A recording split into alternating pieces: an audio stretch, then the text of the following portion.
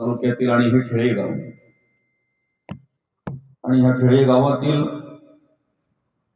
हे ठाकरे परिवाराचे पिताश्री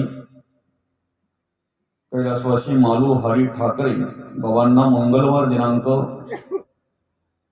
24/2/2026 रोजी देवाज्ञा झाली. त्यांचं वृद्धापकाळाने निधन झालं आणि त्यांच्या स्मरणार्थ या ठिकाणी आपण रोजच तुकोबांच्या गाथेतील अभंगावर चिंतन करण्याचा, श्रवण करण्याचा या ठिकाणी कार्यक्रम आयोजित केलेला आहे. श्रवण करत आहोत. बाबांना जाऊन आज 4 दिवस झाले. चिंतन श्रवण करण्याचा आजचा आपला दुसरा दिवस आहे. काल आपण बऱ्यापैकी या ठिकाणी जवळजवळ 1.25 तास या ठिकाणी चिंतन केलं, चिंतन श्रवण केलं. आजही या ठिकाणी आपण 1.25 तास श्रवण करणार आहोत. खर तर बाबांनी या ठिकाणी अतिशय चांगल्या प्रकारे कार्य केलं. आपल्या मुलांवर चांगल्या प्रकारे संस्कार केलं, त्यांना मार्गदर्शन केलं. बाबा वन विभागामध्ये कामाला होते, कार्यरत होते. वन विभागात कार्य करत असताना जेवढं चांगलं त्या ठिकाणी कार्य करता आलं तेवढं कार्य केलं. प्रामाणिकपणे नोकरी केली, प्रामाणिकपणे त्या ठिकाणी कार्य केलं आणि गेली 22 वर्षापूर्वी बाबांना अर्धांगवायू अर्थात अपंग देहाला अपंगत्व आलं आणि त्यावेळेपासून या ठाकरे परिवाराने बाबांची अतिशय चांगल्या प्रकारे सेवा केली. जन्म झालेला आहे तुमचा, आमचा जन्म झालेला आहे. त्याच वेळेला मृत्यू ठरलेला आहे. मृत्यू कोणालाही चुकवता येत नाही. आयुष्यामध्ये कार्य करत असताना बऱ्याचशा गोष्टी सत्य असतात. त्या सत्य असलेल्या अनेक गोष्टींपैकी एक गोष्ट म्हणजेच तुम्हाला जाणं आहे, मृत्यू आहे. हे सत्य आहे. किती जरी कोणी खोडण्याचा प्रयत्न केला तरी ते खोडता येत नाही, बरं का. जन्म झाला अर्थात यद दष्टम तद नष्टम, जे दिसतंय ते नासतंय असं म्हटलेलं आहे. जे निर्माण झालंय ना, जे निर्माण झालंय त्याला सगळ्याला नाश आहे. जे निर्माण झाले त्याला सगळ्याला नाश आहे. निर्माता अविनाश आहे. ज्याने निर्माण केलंय तो अविनाश आहे. तो नासत नाही, तो येतही नाही आणि जातही नाही, तो नाश पावत नाही. मग आम्ही काय केलं पाहिजे? आम्ही आमच्या जीवनाची वाटचाल करत असताना एवढं स्मरणात ठेवलं पाहिजे की एक दिवस आम्हाला जायचं आहे. एक दिवस शेवट आहे, बरं का. एक दिवस शेवट आहे. संतांनी नेमकं काय केलं माहिती का? त्याचं स्मरण ठेवलं, आठवण ठेवली. आम्हाला जायचं आहे. आम्ही काय करतोय? पर्याय शोधतोय, बरं का. आम्ही पर्याय शोधतोय. मला सांगा, मृत्यूला पर्याय आहे का? मृत्यूला पर्याय आहे? काय केलं तर मृत्यू थांबणार आहे? बरं, काय केलं तर आम्ही मृत्यू चुकवणार आहे? नाही चुकवू शकत ना. किती काही करा. राजा असता मृत्यू आला, 1,00,000 कोटी कबूल झाला, तरी सोडीना तयाला मृत्यू काही. कितीही काहीही जरी केलं तरी मृत्यू आम्ही चुकवू शकत नाही, चुकवू शकत नाही. अनेक गोष्टींमध्ये, अनेक कामासाठी आमच्या जीवनाची वाटचाल करत असताना अनेक ठिकाणी बदली माणूस चालतो, नाही का. एखादा जर एखाद्या ठिकाणी कामाला असेल आणि त्याच्या घरी जर काही कार्यक्रम असेल ना, तर त्याच्या जोडीदाराला तो सांगतो, आज तू पश्चिम कर, बरं का. आज तू पश्चिम कर, माझी ड्युटी तू कर, उद्या तुझी ड्युटी मी करतोय. बदली माणूस चालेल तिथे. एखाद्या कार्यक्रमाच्या ठिकाणी जर मोठ्या भावाला जायला काही अडीअडचण निर्माण झाली तो तिकडेच राहू द्या. एखाद्या कार्यक्रमाला जर मोठ्या भावाला जाण्यासाठी जर अडीअडचण निर्माण झाली तर तो लहानाला सांगतो, दादा मला काही जायला जमणार नाही, मला अमुक अमुक ठिकाणी जायचं आहे म्हणे, मग त्या ठिकाणी तू जाऊ नये, नुसतं दिसला तरी बरं होईल, कोणतरी आला होता. बदली माणूस तिथे सांगतो. मृत्यू आल्यानंतर बदली माणूस चालेल का? आमच्या घरातला एखादा तरुण आणि त्याला जर मृत्यू आला, आपण असे कितीतरी ठिकाणी पाहतो, आजोबांच्या समोर नातवाला जाणवतंय, आजोबांच्या समोर नातू जात असतो. आजोबा देवाला प्रार्थना करत असतील ना, देवा अरे माझं काय व्हायचंय, आता माझं वय झालंय, वयस्कर झालोय, बरं का, काय व्हायचंय माझं, नातवाच्या ऐवजी मला घेऊन जा. पण तसं नाही, इथे पर्याय नाही आणि इथे बदली माणूस चालत नाही. सर्वांना जावं लागलेलं आहे. सृष्टीचा नियम आहे आणि देव सुद्धा सृष्टीचा नियम तोडत नाही. देवालाही जावं लागलंय ना, संतांनाही कुठेतरी आपलं कार्य थांबवावं लागलंय ना, पूर्णविराम आहे ना. तसं आम्हाला सुद्धा या ठिकाणी कार्य करत असताना आमच्या जीवनाला सुद्धा पूर्णविराम आहे. पूर्णविराम आहे, आमच्या आयुष्याला पूर्णविराम आहे, शेवट आहे, एवढं आम्ही स्मरणात ठेवलं पाहिजे, बरं का. कितीही काही केलं, कितीही लांबवर पळालो आम्ही, काही जरी केलं तरी मृत्यू चुकवता येत नाही, बरं का. एका राजाला यमाने येऊन सांगितलं, अमुक अमुक दिवशी अमुक अमुक वेळेला तुम्हाला घ्यायला येतोय, बरं का. एका राजाला सांगितलं, अमुक अमुक दिवशी अमुक अमुक वेळेला तुम्हाला घ्यायला येतोय. पाहुणा जर आमच्या घरी आला तर आम्हाला आनंद वाटतो, यम घरी आला तर आनंद वाटेल. राजाकडे यम आलेला आहे आणि यम सांगतोय त्याला अमुक अमुक वाजता तुम्हाला अमुक अमुक दिवशी घ्यायला येतोय. जेव्हा तो यम राजाला सांगून गेला ना, तेव्हापासून राजाची धावपळ सुरू झाली. कशासाठी धावपळ सुरू झाली असेल, बरं का. पर्याय शोधतोय तो, काहीतरी पर्याय शोधतोय.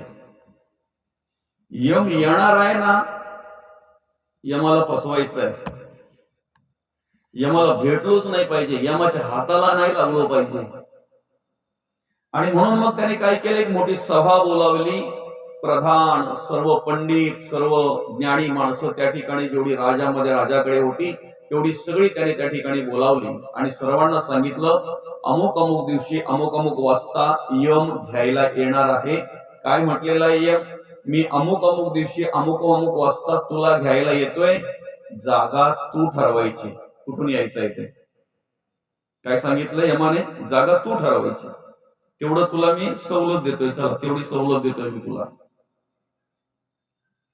अनेकांनी अनेक पर्याय सांगितले, अनेकांनी अनेक पर्याय सांगितले, पण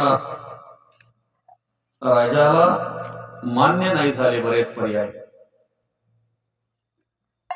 शेवटी एकाने सांगितलं, राजासाहेब, यम इथे आला होता ना, यमाने तुम्हाला इथे बघितलंय ना, अशा ठिकाणी जा की त्या ठिकाणी यमही येऊ शकत नाही आणि कोणालाही माहिती नसेल, अशा जागी जा. आता अशा जागी जायचं म्हटल्यानंतर मग राजाने विचार केला, जर मी एखादा वाहन घेऊन गेलो आणि जर कुठे धडकलो तर, घोडा घेऊन गेलो आणि तो जर उलटी पुलटी झाला तर, मग जाणार कसं. त्याच सवयीमध्ये असलेल्या एकाने सांगितलं, राजासाहेब, पहाटे उठा आणि पळत सुटा, जेवढं चालता येईल, जेवढं पळता येईल ना तेवढे पळा, तेवढे पळा. दूरवर जा, लांबवर जा, कुठे आम्हीही सांगत नाही तुम्हाला कुठे जायचं, कारण आम्हालाही माहिती नको. ती जागा फक्त तुम्हालाच माहिती असेल, जिथे जाल तिथे. ज्या दिवशी यम ज्या वेळेला येणार आहे ना, त्याच्या काही काळ आधी राजा धावतोय पळतोय, धावतोय पळतोय, भूक लागलेली आहे, तहान लागलेली आहे. पण पळतोय पळतोय तो का? जेवढा लांब जाता येईल ना तेवढा मला यमापासून दूर जाता येईल. आणि अभयारण्यामध्ये एका ठिकाणी जाऊन एका झाडाखाली स्थिर झाला. त्या झाडाच्या सावलीला बसला. कुणीही नाही, राजपुत्र नाही, राजकन्या नाही, राणी नाही, प्रधान नाही, कोणीही नाही. फक्त पक्ष्यांचा किलबिलाट ऐकायला येत होता आणि अभयारण्य होतं, ते अभयारण्य होतं. घड्याळामध्ये बघितलं, सायंकाळी 5 वाजता यम येणार होता. 5ला 2 मिनिटं बाकी आहेत, 5ला 1 मिनिट बाकी आहे, 30 सेकंद बाकी आहेत, 15 सेकंद बाकी आहेत आणि परफेक्ट 5 वाजता यम त्या ठिकाणी आला. राजाच्या अंगाचे शहारे उभे राहिले. अरे अशा ठिकाणी मी आलोय की कोणालाच माहिती नाही, कोणालाच माहिती नाही अशा ठिकाणी मी आलोय. मी कोणाला सांगितलं सुद्धा नाही की अमुक ठिकाणी जातोय म्हणून. आजूबाजूला पक्ष्यांच्या किलबिलाटाशिवाय दुसरं काही नाही या ठिकाणी. अभयारण्य आहे, तरी सुद्धा तुम्हाला कळलं कसं की मी या ठिकाणी आलोय ते? यम म्हणतोय, कितीही जरी कुठेही गेला असता ना, कुठेही जरी गेला असता तरी मला कळलं असतं. कारण दिवस मी सांगितला होता, वेळ मी सांगितली होती. ऐकताय ना? जागा तुला निवडायला सांगितली होती कुठे जायचं ते. पण मी एवढ्या अरण्यात आलो, तुला कसं काय माहिती झालं? मला वाटलं नव्हतं की इथे तू येशील ते. तुला कुठे जाणार आहे आपण हे सांगितलंच नव्हतं, जागा तुला निवडायची होती. जर तू ठरवलं असतं ना, जर तू ठरवलं असतं ना, तर घरामध्ये सगळ्यांच्या समोर देवाचं नामस्मरण करता करता तुला या जगाचा निरोप घेता आला असता. पण जे आहे ते तू स्वीकारला नाही ना, पर्याय शोधायला लागला. आणि पर्याय शोधायला लागला म्हणून या ठिकाणी तुला बिना पाण्याचा, बिना चहाचा, बिना काही खाल्ल्याचा, ना इथे राणी, ना राजकन्या, ना राजपुत्र, ना प्रधान, ना सेवक, ना कोणी नाही. अभयारण्यामध्ये आज तुला मृत्यू होते. कारण ही जागा कोणी निवडलेली आहे? तूच निवडलेली आहे, मी निवडलेली नाही. शेवट प्रत्येकाला आहे. चुकवण्याचा प्रयत्न करू नका, मृत्यू चुकवण्याचा प्रयत्न करू नका, मृत्यूसाठी पर्याय निर्माण करू नका. मृत्यू आहे हे स्मरणात ठेवा, आठवणीत ठेवा. आणि एक दिवस जायचं आहे हे आठवणीत ठेवून त्याप्रमाणे तयारीला लागा, तयारी करायला लागा, बरं का? अन्यथा आम्ही किती जरी पळ काढण्याचा प्रयत्न केला, आम्ही किती जरी काही प्रयत्न केला, तरी सगळ्या गोष्टींना पर्याय आहे. काही गोष्टी आम्ही टाळू शकतो, काही गोष्टी आम्ही टाळू शकतो. मृत्यू हा एक विषय असा आहे की आम्ही टाळू शकत नाही. कितीही काही जरी केलं तरी मृत्यू आम्ही टाळू शकत नाही, बरं का? मृत्यू टाळू शकत नाही. आपण नेहमी प्रवचनातून श्रवण करत असतो, कीर्तनातून ऐकत असतो आपण. गरुड हे विष्णूचं वाहन आहे, गरुड हे विष्णूचं वाहन आहे. आणि भगवान विष्णूंचं वाहन असल्या कारणाने काय झालं माहितीये का? ओळख पण तेवढीच ना, नाही का? सर्वसामान्य कार्यकर्ता आणि आमदार साहेबांच्या जवळचा कार्यकर्ता, फरक असतो ना? काय एवढी ओळख असते त्याची. साहेबांच्या बरोबर हिंडा फिरायला लागला ना की मग साहेबांच्या बरोबर ओळख होते त्याची, साहेबांच्या बरोबर ओळख होते. त्याला पण तिकडेच फिरवायला लागेल, बरं का?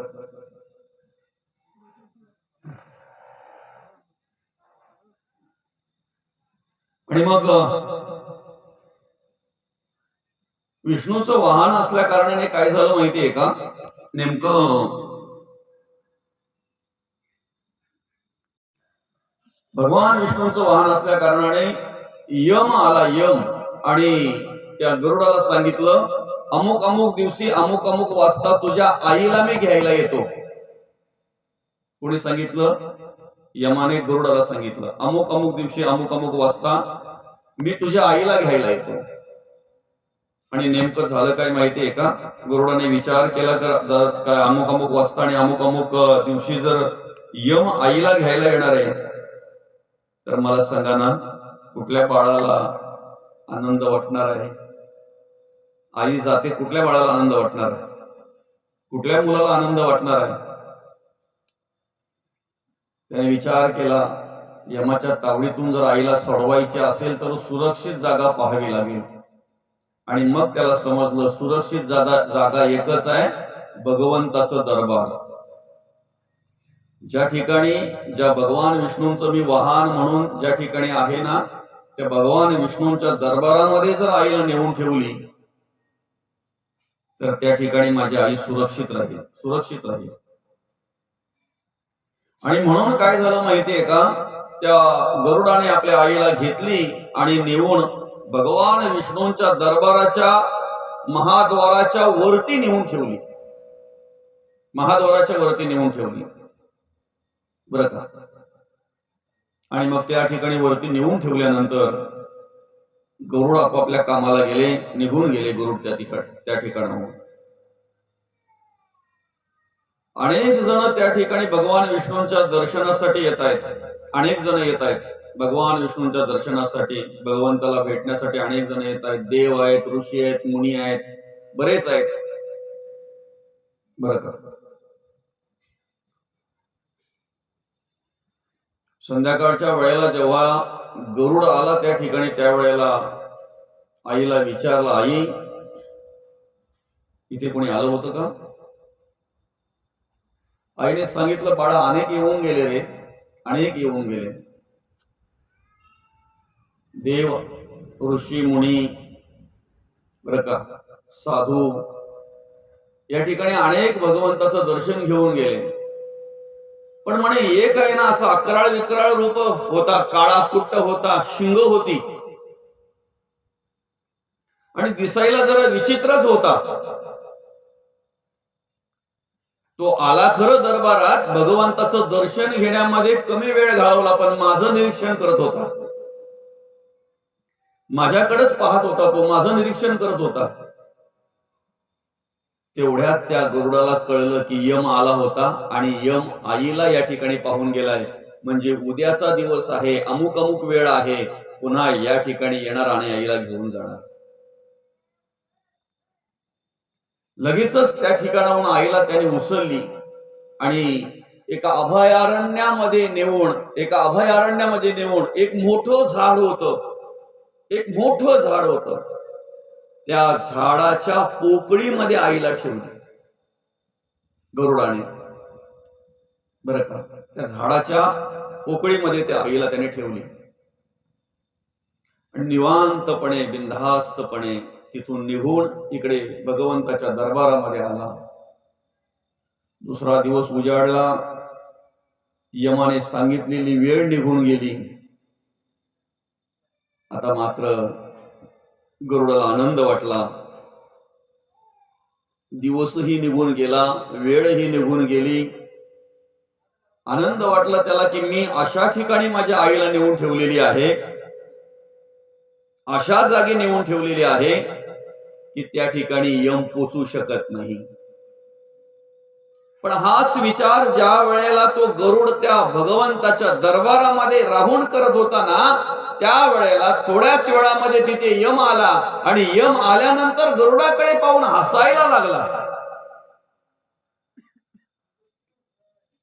गरुडाला वाटलं होतं यम टेन्शन मध्ये येईल, विचारग्रस्त होईल, शोधून शोधून थकेल आणि नाराज होऊन लहान तोंड करून आपल्याकडे पाहिल. अशा काय जागी नेऊन ठेवली रे तू?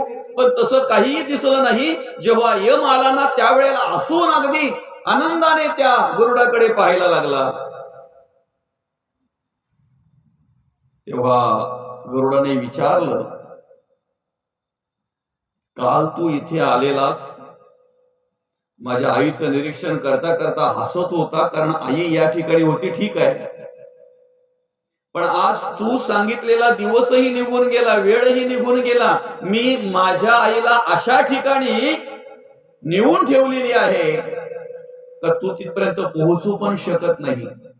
तेव्हा त्या यमाने सांगितलं, पोहोचू शकत नाही तर मी काल आईकडे पाहून असा विचार करत होतो, असं निरीक्षण करत होतो की ही या ठिकाणी आहे, उद्या यांचा मृत्यू आहे, आणि ही जर याच ठिकाणी भगवंताच्या दरबारामध्ये जर राहिली तर भगवंताच्या दरबारातून हिला घेऊन जायची कशी तुझ्या आईला. ह्या विचारामध्ये आणि ह्याच विचारामध्ये तुझ्या आईचं मी निरीक्षण करत होतो काल. पण ऐकणारे दादा, माझं काम तू एवढं हलकं केलं, ज्या अभयारण्यामध्ये ज्या झाडाच्या पोकळीमध्ये तुझ्या आईचा मृत्यू लिहिलेला होता ना, त्याच झाडाच्या पोकळीमध्ये तू स्वतः तुझ्या आईला नेऊन ठेवली. माझं काम तू कमी केलं ना. गेली तुझी आई दादा, घेऊन गेलो मी तिला.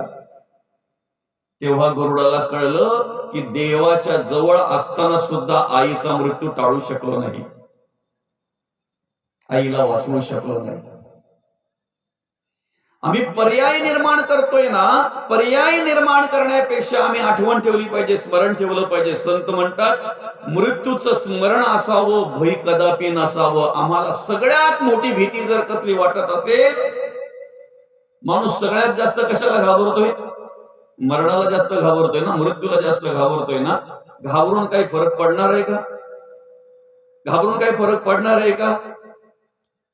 जास्तच घाबरला म्हणून यम बोलेल का, हा जरा आज जास्तच घाबरलाय, जरा जास्तच विचारग्रस्त झालाय, जास्तच टेन्शन मध्ये आलाय, जरा उद्या घेऊन जातो? नाही ना. घाबरून चालणार नाही. आम्ही आठवण ठेवली पाहिजे, आम्ही स्मरण ठेवलं पाहिजे, बरं का? स्मरण ठेवलं पाहिजे आम्ही. आणि म्हणून मग स्मरण जर ठेवलं, आठवण जर ठेवली तर आमच्या अंतःकरणातली भीतीही नाहीशी होईल, भीतीही नाहीशी होईल, बरं का? मग आम्हाला जर आठवण ठेवायची, स्मरण ठेवायचं आणि त्या पद्धतीने जर कर्म करायचे आहेत, तर महत्वाचा विषय काय माहितीये का? आमच्याकडून तशी कर्म घडली पाहिजे, ते विचार आमच्या अंतःकरणामध्ये आले पाहिजे, तशी कर्म आमच्याकडून घडली पाहिजे. यमाला कोण घाबरतोय? मृत्यूला कोण घाबरतोय? ज्याची तयारी झालेली आहे ना, ज्या कामानिमित्त जो या ठिकाणी आलेला आहे आणि ते कार्य ज्याच्याकडून झालेलं आहे ना, तो मृत्यूला घाबरत नाही, उलट अर्थी वाट पाहत असतो, वाट पाहत असतो.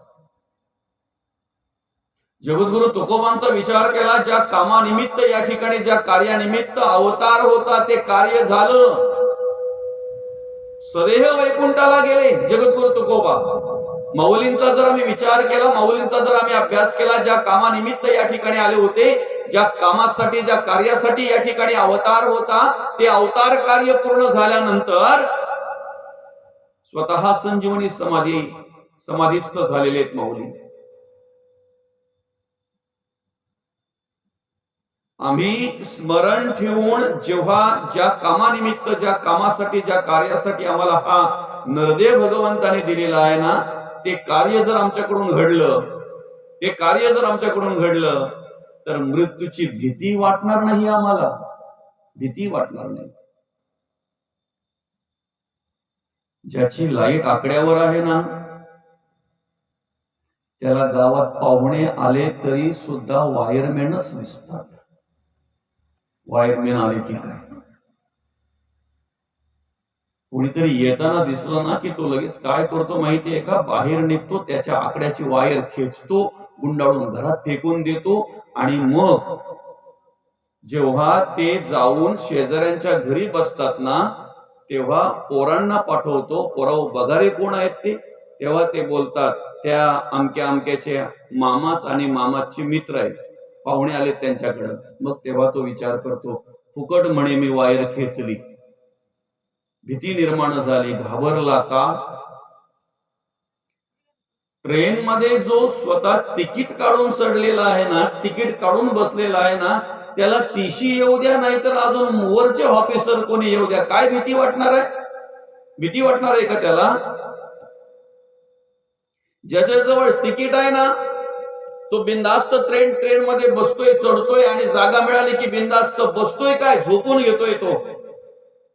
तिकीट चेकर येऊ द्या, नाहीतर त्यांच्यापेक्षा वरचे कोणी ऑफिसर असतील ते येऊ द्या, काही फरक पडत नाही, तिकीट काढून बसलोय. ज्याच्याकडे गाडी